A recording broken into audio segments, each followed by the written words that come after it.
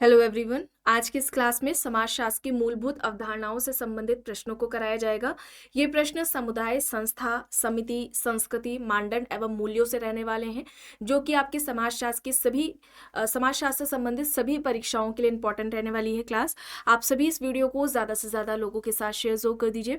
एक इन्फॉर्मेशन है, समाजशास्त्र से संबंधित सभी परीक्षाओं के लिए यहाँ पर प्रैक्टिस सेट एंड समाजशास्त्र के नोट्स PDF फॉर्मेट में प्रोवाइड कराए जा रहे हैं। इससे संबंधित जानकारी के लिए यहाँ पर एक व्हाट्सएप नंबर दिया गया है। नंबर है 790-555-3851। इस व्हाट्सएप नंबर पर आप मैसेज करके इससे जुड़ी हुई जानकारी ले सकते हैं। यहाँ पर आपको यूपी पीजीटी का प्रैक्टिस सेट मिल जाएगा। बिहार शिक्षक भर्ती के लिए Bihar state and Bihar PGT का प्रैक्टिस सेट मिल जाएगा। जीआईसी एग्जाम के लिए जीएस का, समाजशास्त्र का प्रैक्टिस सेट मिल जाएगा। जीडीसी एग्जाम के लिए भी आपको यहाँ पर समाजशास्त्र का प्रैक्टिस सेट मिल जाएगा। नेट एग्जाम के लिए भी प्रैक्टिस सेट है। आरपीएससी फर्स्ट ग्रेड के लिए समाजशास्त्र का प्रैक्टिस सेट मिल जाएगा। समाजशास्त्र के लिए राजस्थान असिस्टेंट प्रोफेसर का प्रैक्टिस सेट, इसके जीके का practice set, MP assistant professor के लिए समाजशास्त्र का, उसके जीएस का प्रैक्टिस सेट आपको यहाँ पर मिल जाएगा। और अब बात की जाए समाजशास्त्र के लिए आपका जो एग्जाम है यूपी पीजीटी, उसके लिए नोट्स की, तो ये आपको नोट्स यहाँ पर तैयार हो चुके हैं। आप में से बहुत से बच्चों ने कहा था, ठीक है। तो ये नोट्स आपके जो आपका पूरा सिलेबस है उसको कंप्लीट करता है, ठीक है। इसमें सारे आपके जो सिलेबस है उसको कवर किया गया है। आप इसे ले सकते हैं। कोई भी जानकारी हो चाहते हैं तो आप व्हाट्सएप पर मैसेज करके पूछ सकते हैं। सेकेंड ग्रेड के लिए, ठीक है, सेकेंड ग्रेड के लिए भी समाजशास्त्र के नोट्स यहाँ पर आ चुके हैं। एंड अब ये इन नोट्स की अगर हम बात करते हैं तो ये बेसिक टॉपिक्स है, ठीक है। ये बेसिक कॉन्सेप्ट्स हैं जो लगभग समाजशास्त्र से संबंधित सभी परीक्षाओं में आपको देखने को मिलते हैं। हम जब सिलेबस देखेंगे तो उसमें आपको ये सारे टॉपिक्स कॉमन है, ये देखने को आपको मिलेंगे, ठीक है। ये सभी नोट्स हैं, थिंकर्स से रिलेटेड नोट्स हैं। ये इसमें इंडियन थिंकर्स भी दिए गए हैं। कोई भी जानकारी चाहते हैं तो ये यहाँ पर व्हाट्सएप नंबर दिया गया है 790-555-3851। इस व्हाट्सएप नंबर पर आप मैसेज करके पूरी जानकारी ले सकते हैं। 125 प्रश्न हो गए थे, उसके बाद के प्रश्न आज इस क्लास में कराए जाएंगे। यहां तक हो गया था। चलिए अब यहां पर देखिए प्रश्न है, निम्न में से किसने कहा कि सभी संस्कृतियां एक नियमित अनुक्रम से गुजरती हैं जो कि वसंत, ग्रीष्म, पतझड़ तथा शीत के अनुरूप है। ऑप्शन है यहाँ पर टॉयनबी, चैपिन, स्पैंगलर, क्रोबर। बताएं सभी संस्कृतियां एक नियमित अनुक्रम से होकर के गुजरती हैं जो कि बसंत, ग्रीष्म, पतझड़ तथा शीत के अनुरूप है। यहाँ पर राइट आंसर क्या हो जाएगा? यह किसका कहना है? टॉयनबी ने चुनौती प्रत्युत्तर का सिद्धांत दिया है। सामाजिक परिवर्तन से संबंधित चुनौती प्रत्युत्तर का सिद्धांत किसका है? टॉयनबी का है, ठीक है। चुनौती प्रत्युत्तर का सिद्धांत सामाजिक परिवर्तन से संबंधित किसके द्वारा दिया गया है? टॉयनबी के द्वारा दिया गया है। इन्होंने 21 सभ्यता का अध्ययन किया था, ठीक है। 21 सभ्यता का इन्होंने अध्ययन किया था। इसे भी आप याद रखेंगे, सभ्यता कितनी है इस तरह से पूछ लिया जा सकता है। और इनकी जो पुस्तक है अ स्टडी ऑफ हिस्ट्री है, अ स्टडी ऑफ हिस्ट्री है, ये टॉयनबी की बुक है, एग्जाम्स में पूछी जाती है। और यहाँ पर स्पैंगलर होगा, ठीक है। विकल्प सी स्पैंगलर यहाँ पर राइट आंसर हो जाएगा। चलिए आगे यहाँ पर देखिए प्रश्न है, प्रतिमानों का व्यवहार ब्लूप्रिंट है, ये किसने कहा? प्रतिमानों को व्यवहार का ब्लूप्रिंट किसने कहा? ऑप्शन है Broom and Selznick, Ralph Linton, MacIver and Page, Kingsley Davis. प्रतिमानों को व्यवहार का ब्लूप्रिंट किसने कहा? Broom and Selznick, Ralph Linton, MacIver and Page, Kingsley Davis. यहाँ पर विकल्प दिए गए हैं। यहाँ पर सही क्या होगा? प्रतिमानों को व्यवहार का ब्लूप्रिंट किसने कहा था? ब्रूम एंड सेल्जनिक ने, ठीक है।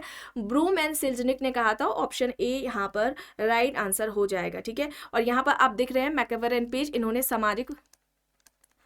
सामाजिक परिवर्तन के प्रतिमान बताए थे। सामाजिक परिवर्तन के प्रतिमान, ये इनकी अवधारणा है मैकेवर एंड पेज की, ठीक है। इंपॉर्टेंट है, एग्जाम्स में ये पूछ ली जाती है, ठीक है। किंग्सले डेविस ने सामाजिक प्रतिमान को नियंत्रण कहा था, ये भी पूछा जा सकता है। सामाजिक प्रतिमान को एक तरह का नियंत्रण कहा है, किसने? किंग्सले डेविस ने। चलिए आगे यहाँ पर देखिए, संस्कृति मनुष्य की कृति है तथा एक साधन है जिसके द्वारा वह लक्ष्यों की प्राप्ति करता है, किसका कथन है? ऑप्शन है स्पेंसर, रॉबर्ट रेडफील्ड, टाइलर, मेलानोव्स्की। संस्कृति मनुष्य की कृति है तथा एक साधन है जिसके द्वारा वह लक्ष्यों की प्राप्ति करता है, या किसका कथन है? Spencer, Robert Redfield, Tylor, Malinowski. यहाँ पर ऑप्शंस दिए गए हैं। यहाँ पर सही क्या होगा? यहाँ पर सही हो जाएगा मेलानोव्स्की, ठीक है। मेलानोव्स्की हो जाएगा, ऑप्शन डी यहाँ पर राइट आंसर हो जाएगा। टाइलर की अगर हम बात करते हैं तो टाइलर ने प्रिमिटिव कल्चर ये बुक दी है, ठीक है, प्रिमिटिव कल्चर इनकी पुस्तक है।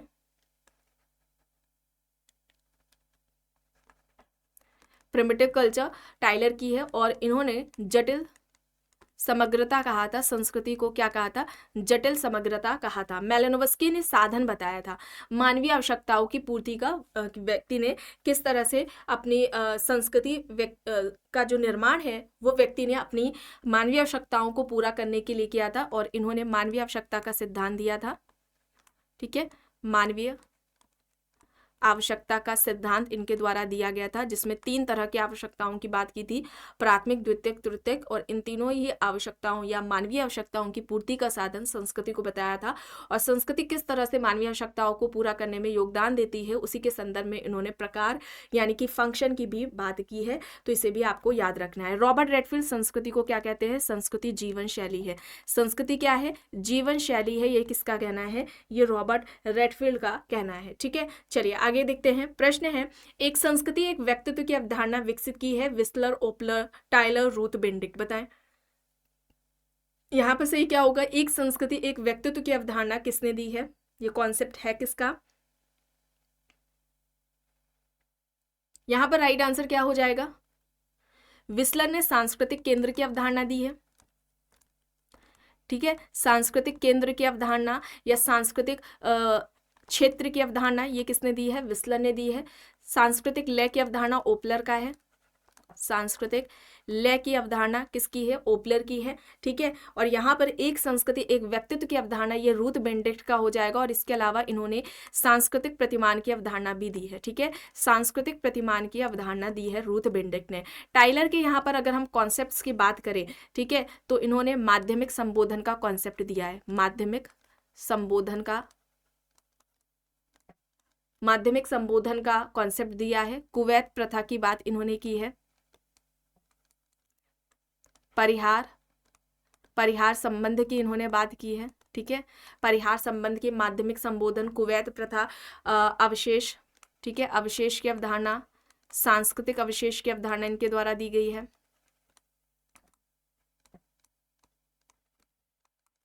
आत्मावाद का सिद्धांत जो कि संस्कृति से संबंधित है, ये सभी अवधारणाएं किसकी हैं, टाइलर की हैं, ठीक है। चलिए आगे यहाँ पर देखिए, सभी संस्कृतियों में पाए जाने वाले सांस्कृतिक तत्व कहलाते हैं। ऑप्शन है यहाँ पर सांस्कृतिक समानांतर, सांस्कृतिक समाकृतियां, सांस्कृतिक क्षेत्र, सांस्कृतिक सार्वभौम।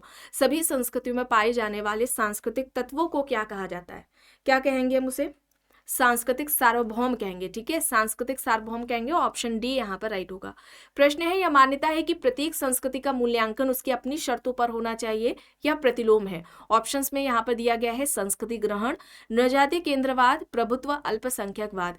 यह मान्यता है कि प्रत्येक संस्कृति का मूल्यांकन उसकी अपनी शर्तों पर होना चाहिए या किसके प्रतिलोम है। यहाँ पर क्या होगा, नृजाति केंद्रवाद। नृजाति केंद्रवाद की अवधारणा किसके द्वारा दी गई है, समनर के द्वारा दी गई है। चलिए अब यहाँ पर देखिए, संस्कृतिकरण को अग्रिम समाजीकरण की प्रक्रिया किसने कहा, A.K. सरन, योगेंद्र सिंह, योगेश अटल, दीपांकर गुप्ता, यहाँ पर ऑप्शंस दिए गए हैं। संस्कृतिकरण को अग्रिम समाजीकरण की प्रक्रिया किसने कहा है, योगेंद्र सिंह ने कहा है। अग्रिम समाजीकरण या फिर विचारधारा ग्रहण की, ठीक है, विचारधारा ग्रहण की प्रक्रिया, ठीक है, विचारधारा ग्रहण की प्रक्रिया या अग्रिम समाजीकरण की प्रक्रिया किसने कहा है, योगेंद्र सिंह ने कहा है। अब बात की जाए संस्कृतिकरण की, तो संस्कृतिकरण की अवधारणा किसके द्वारा दी गई है, M.N. श्रीनिवास के द्वारा दी गई है, ठीक है, M.N. श्रीनिवास के द्वारा दी गई है। किस पुस्तक में दी गई है, religion and society among the Coorgs of South India, ठीक है, ये इनकी पुस्तक कब आती है, 1952 में आती है। इसी पुस्तक में इन्होंने संस्कृतिकरण की अवधारणा दी है। होती क्या है, तो संस्कृतिकरण के बारे में इन्होंने कहा था M.N. श्रीनिवास ने, यह एक ऐसी प्रक्रिया है जिसमें कोई निम्न हिंदू जाति या जनजाति किसी उच्च या द्विज जाति के रीति रिवाज, उनकी जीवन शैलियों, धार्मिक कर्मकांडों, पद्धतियों का अनुसरण करती है, ताकि उनका जाति पदक्रम में जो जाति पद सोपान में जो उनका अंतर पद है, स्टेटस है, वो पहले से बेहतर हो सके। करके। और ध्यान रखेंगे ये जो अनुकरण होता है वो कई पीढ़ियों तक चलता है और ये कोई एक व्यक्ति के द्वारा अनुकरण नहीं किया जाता है, बल्कि ये सामूहिक प्रक्रिया है कई व्यक्तियों के द्वारा। ठीक है, इसे आप याद रखेंगे। और इसकी हालांकि इन्होंने एम एन श्रीनिवास ने संस्कृतिकरण से पहले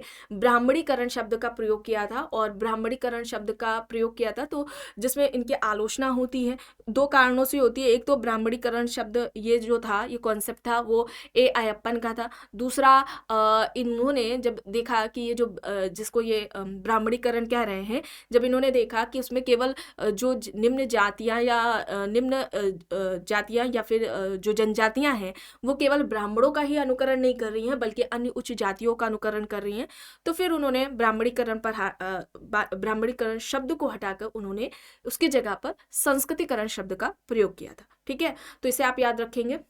आगे चलते हैं, देखते हैं। प्रश्न है, निम्नलिखित में से कौन एक समिति की विशेषता नहीं है? इसका एक उद्देश्य होता है, औपचारिक नियम है, सहयोग है, स्थायी प्रकृति है। देखिए, समिति की विशेषता नहीं है, यह प्रश्न पूछा जा रहा है। यहाँ पर अगर हम समिति की बात करें तो व्यक्तियों का समूह है। समिति क्या है? व्यक्तियों का समूह है। ठीक है, व्यक्तियों का समूह होती है, विचार पूर्वक इसकी स्थापना होती है, विचार पूर्वक इसकी स्थापना की जाती है। ठीक है, इसकी सदस्यता कैसी होती है? ऐच्छिक सदस्यता होती है, याद रखेंगे, ऐच्छिक सदस्यता होती है। इसके अलावा अगर हम बात करते हैं औपचारिक नियम व संबंध होते हैं इसमें, औपचारिक नियम व संबंध हमें देखने को मिलते हैं। ठीक है, इसकी निश्चित संरचना होती है, इसके निश्चित उद्देश्य होते हैं, उन उद्देश्यों को पूरा करने के लिए समिति का गठन किया जाता है। तो ये इसकी विशेषताएं हैं या लक्षण हम कह सकते हैं। और इसकी अस्थायी प्रकृति होती है। ठीक है, अस्थायी प्रकृति होती है। तो ये यहाँ पर देखिए, व्यक्तियों का समूह, विचार पूर्वक स्थापना है, ऐच्छिक सदस्यता है, औपचारिक नियम व संबंध पाए जाते हैं, निश्चित संरचना होती है, निश्चित उद्देश्य होते हैं, उन उद्देश्यों को पूरा करने के लिए समिति का गठन किया जाता है। और इसके अलावा यह अस्थायी प्रकृति होती है। तो यहाँ पर देखिए, यहाँ पर स्थायी प्रकृति नहीं है। ठीक है, स्थायी प्रकृति नहीं है, ऑप्शन डी यहाँ पर राइट आंसर हो जाएगा। चलिए आगे यहाँ पर देखिए, प्रश्न है, किसने जनजाति को समान संस्कृति वाले जन समूह के रूप में परिभाषित किया है? ऑप्शन है Malinowski, Kroeber, Radcliffe Brown, Ruth Benedict. यहाँ पर ऑप्शंस दिए गए हैं, बताएं यहाँ पर सही क्या होगा? सही क्या होगा? जनजाति को समान संस्कृति वाले जनसमूह के रूप में किसने परिभाषित किया? किसने किया है? यहाँ पर क्रोबर हो जाएगा, ऑप्शन बी यहाँ पर राइट आंसर हो जाएगा। क्रोबर ने सांस्कृतिक प्रबलता व प्रेरक सांस्कृतिक प्रसार की बात की है। ठीक है, सांस्कृतिक प्रबलता व प्रेरक सांस्कृतिक प्रसार की इन्होंने क्रोबर ने बात की है। चलिए अब यहाँ पर देखिए, प्रश्न है, जब उच्च जाति हिंदू चेतन या अचेतन रूप से निम्न जाति हिंदुओं के व्यवहार प्रतिमानों को अपनाते हैं या अनुकरण करते हैं तो उसको कहा जाता है संस्कृतिकरण, आधुनिकीकरण, जनतंत्रीकरण या फिर असंस्कृतिकरण। यहाँ पर कौन सा विकल्प सही होगा? जब उच्च जाति हिंदू चेतन या अचेतन रूप से निम्न जाति हिंदुओं के व्यवहार प्रतिमानों को अपनाते हैं या अनुकरण करते हैं तो उसे हम क्या कहते हैं? उसे हम असंस्कृतिकरण कहते हैं। और असंस्कृतिकरण की अवधारणा किसके द्वारा दी गई है या आपको कमेंट बॉक्स में बताना है। और ठीक इसके विपरीत प्रक्रिया है ना, जिसमें निम्न हिंदू जाति या जनजातियों के द्वारा उच्च या द्विज जातियों का जब अनुकरण किया जाता है तब उसे हम संस्कृतिकरण कहते हैं। इसमें क्या हो रहा है? उच्च जाति के द्वारा निम्न जाति के व्यक्तियों के व्यवहारों प्रतिमानों का अनुकरण किया जा रहा है तो उसे हम असंस्कृतिकरण कहेंगे। ठीक है, चलिए अब यहाँ पर देखिए, निम्न में से किसका कहना है कि संस्कृति समाज के सदस्यों की जीवन शैली है? Robert King Merton, R Redfield, Tylor Majumdar and Madan यहाँ पर दिया गया है संस्कृति समाज के सदस्यों की जीवन शैली है या किसका कहना है? यहाँ पर बताएं, यहाँ पर राइट आंसर क्या हो जाएगा? यहाँ पर राइट आंसर क्या हो जाएगा? रॉबर्ट रेडफील्ड हो जाएगा। रॉबर्ट रेडफील्ड ने संस्कृति को क्या कहा था? जीवन शैली। संस्कृति क्या है? जीवन शैली है, ये रॉबर्ट रेडफील्ड ने कहा। टाइलर ने जटिल समग्रता कहा था। टाइलर क्या कहते हैं? जटिल समग्रता। टाइलर संस्कृति को जटिल समग्रता कहते हैं। मजूमदार एंड मदान ने जीने का ढंग कहा है। ठीक है, जीने का ढंग कहा है संस्कृति को मजूमदार एंड मदान ने, इसे आप याद रखेंगे। लिंटन की बात करें तो लिंटन संस्कृति को क्या कहते हैं? जीवन विधि। लिंटन संस्कृति को क्या कहते हैं, जीवन विधि कहते हैं। और फीचर की बात करें, ठीक है, फीचर की बात करें तो ये संस्कृति को क्या कहते हैं, संस्कृति पर्यावरण है। संस्कृति क्या है, एक पर्यावरण है। क्लूखॉन की अगर हम बात करें, ठीक है, क्लूखॉन की अगर हम बात करें तो संस्कृति को जीवन प्रतिमान या पद्धति कहते हैं, जीवन प्रतिमान व जीवन पद्धति कहते हैं। कौन, क्लूखॉन कहते हैं। हर्शकोविट्स के बारे में आप सभी जानते हैं, ठीक है, ये एग्जाम्स में पूछी जा चुकी है। मानव निर्मित संस्कृति क्या है, मानव निर्मित है, ठीक है, मानव निर्मित भाग है संस्कृति। संस्कृति पर्यावरण का मानव निर्मित भाग है, ये किसका कहना है, हर्शकोविट्स का कहना है। लिंटन जीवन विधि कहते हैं संस्कृति को। फिचर ने संस्कृति को पर्यावरण कहा है। क्लूखॉन कहते हैं संस्कृति जीवन प्रतिमान व जीवन पद्धति है। हर्शकोविट्स ने मानव निर्मित भाग है, पर्यावरण का मानव निर्मित भाग है संस्कृति को, हर्शकोविट्स ने कहा। मजूमदार मदान संस्कृति को जीने का ढंग बताते हैं। टाइलर ने संस्कृति को जटिल समग्रता कहा। रॉबर्ट रेडफील्ड संस्कृति को जीवन शैली बताते हैं। ये फैक्ट्स है, कीवर्ड्स है, आपको ध्यान में रखना है। चलिए आगे यहाँ पर देखिए प्रश्न है, सांस्कृतिक सकुल का अर्थ क्या है। संस्कृति की सबसे छोटी इकाई, कई सांस्कृतिक तत्वों का योग, सांस्कृतिक क्षेत्र या फिर सांस्कृतिक प्रतिमान, बताएं यहां पर सही क्या होगा। सांस्कृतिक सकुल का अर्थ क्या है, किसे कहेंगे हम। संस्कृति की सबसे छोटी इकाई क्या कहलाती है, सांस्कृतिक तत्व। कई सारे सांस्कृतिक तत्वों का योग क्या कहलाता है, सांस्कृतिक सकुल कहलाता है।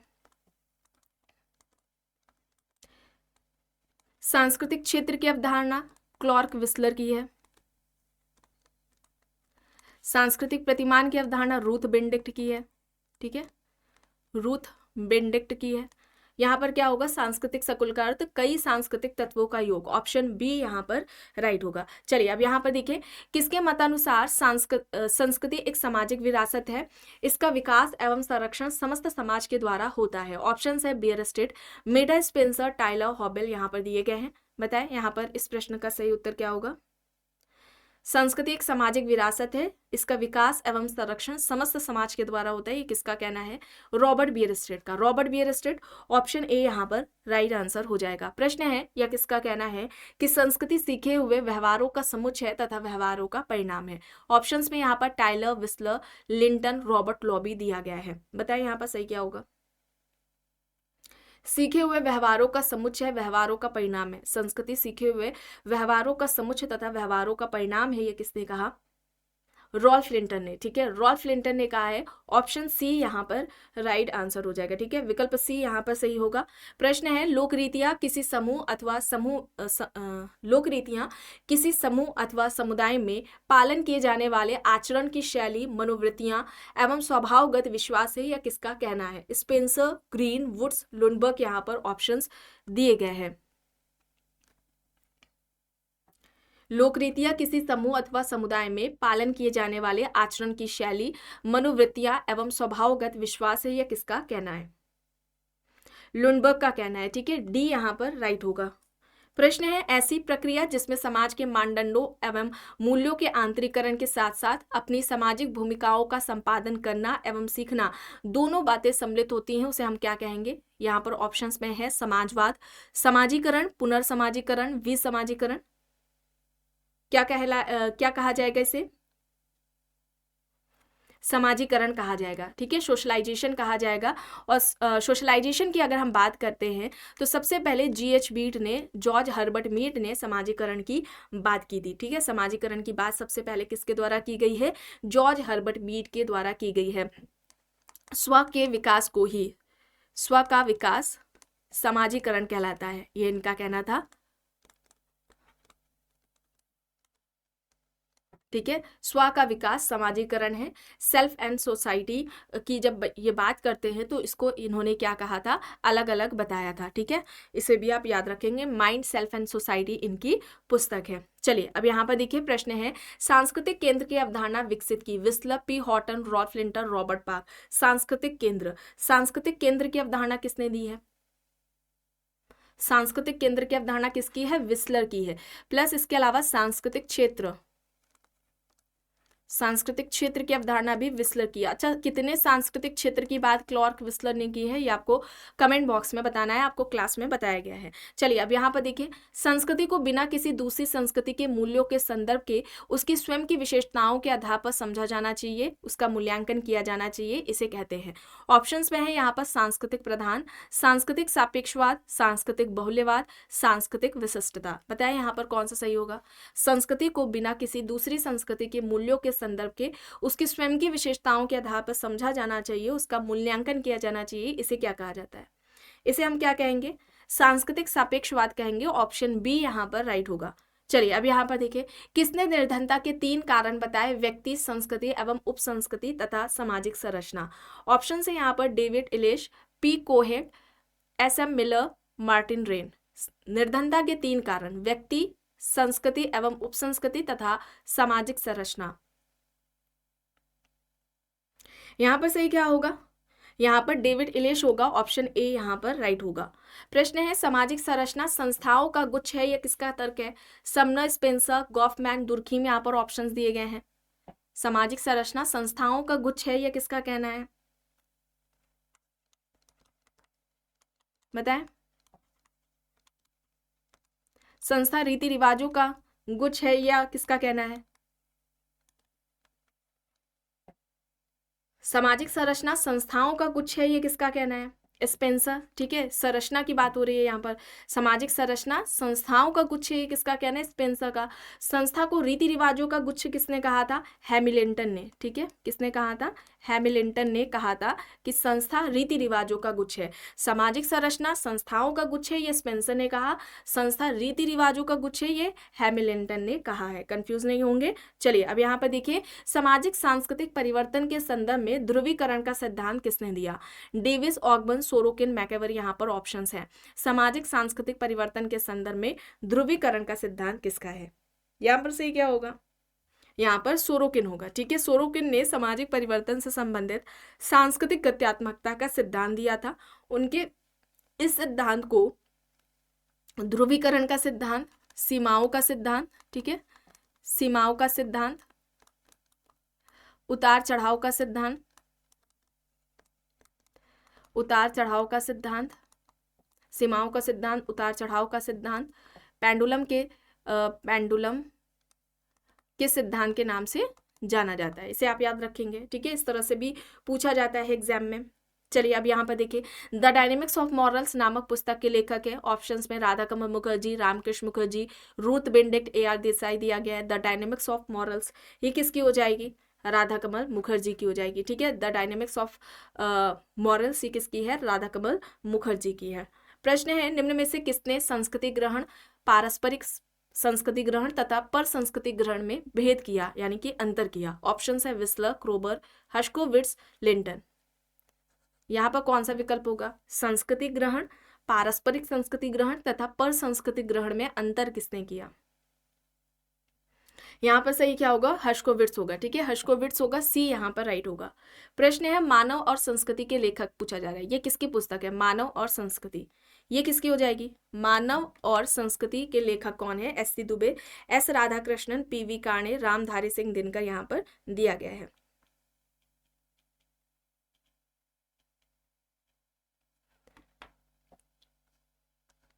ये किसकी हो जाएगी, SC दुबे, श्यामा चरण दुबे की हो जाएगी। ठीक है, इनकी पुस्तक की बात करें, द कमार है। ठीक है, एक इनकी द कमार है, इंडियन विलेज है।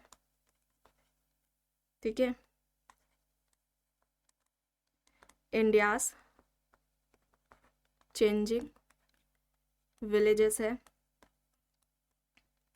ये इनकी बुक्स है, इंपॉर्टेंट है, इसे आप याद रखेंगे। इंडियन सोसाइटी भी है। ठीक है, इंडियन सोसाइटी भी है, ये इंडियन सोसाइटी 1992 में आती है। ठीक है, इसे आप याद रखेंगे। इंडियाज चेंजिंग विलेजेस की बात करें तो ये आती है 1958 में, और इंडियन विलेज की बात करें तो ये आती है 1955 में, और द कमार 1954 में आती है। ठीक है, ये इंपॉर्टेंट है, the Kumar, Indian village, India's changing villages और इंडियन सोसाइटी। चलिए आगे यहाँ पर देखिए, और इनके कॉन्सेप्ट्स की बात करें तो बहुल परंपरा, एक इनका बहुल परंपरा का कॉन्सेप्ट है जो कि इंपॉर्टेंट है, जिसमें 6 तरह की परंपराओं की इन्होंने बात की है, ये एग्जाम्स में आती हैं, इसे आप याद रखेंगे। पहली परंपरा की अगर हम बात करते हैं, ठीक है, तो पहले कौन सी परंपरा हो जाएगी, राष्ट्रीय परंपरा, ठीक है, राष्ट्रीय परंपरा एक हो जाएगी, राष्ट्रीय परंपरा की बात की है।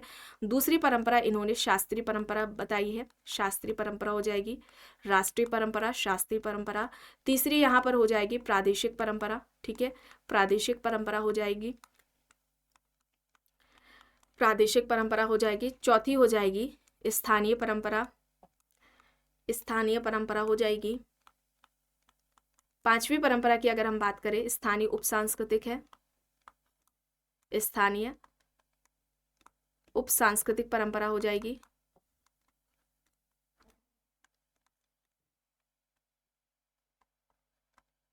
और लास्ट में पश्चिमी परंपरा हो जाएगी, ठीक है, लास्ट में क्या होगी, पश्चिमी परंपरा हो जाएगी। ये 6 तरह की परंपराएं हैं।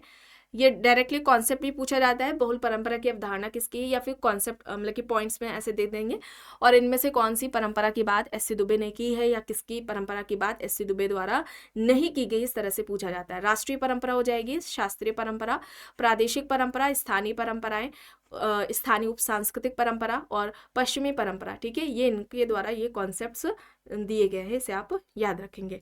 चलिए आखिरी प्रश्न देख लेते हैं, social change and cultural dynamics. इस पुस्तक के लेखक कौन है, Sorokin, Veblen, max weber, Linton यहाँ पर दिए गए हैं। Social change and cultural dynamics यहाँ पर पुस्तक की बात की गई है। Social change and cultural dynamics ये किसकी हो जाएगी, यहाँ पर किसकी हो जाएगी, ये सोरोकिन की हो जाएगी, ठीक है। इनकी अगर बुक्स की बात की जाए तो the sociology of revolution, the sociology of revolution ये इनकी पुस्तक है। सोशल मोबिलिटी है, सोशल मोबिलिटी हो जाएगी, ठीक है। एक पुस्तक है कंटेम्परेरी सोशोलॉजिकल थ्योरीज, ठीक है, कंटेम्परेरी सोशोलॉजिकल थ्योरीज, इसे याद रखेंगे, ये इंपॉर्टेंट है एग्जाम्स में, ये पूछी जाती है इनकी बुक्स। तो आज की इस क्लास में बस इतना ही। आई होप ये आपको क्लास पसंद आई होगी। अगर पसंद आई है तो प्लीज़ लाइक करिएगा, कमेंट करके ज़रूर बताइएगा। चैनल पर अगर आप नए हैं तो चैनल को भी ज़रूर सब्सक्राइब कर लीजिएगा, एंड इस वीडियो को जितना हो सके ज़्यादा से ज़्यादा लोगों के साथ शेयर भी ज़रूर करिएगा।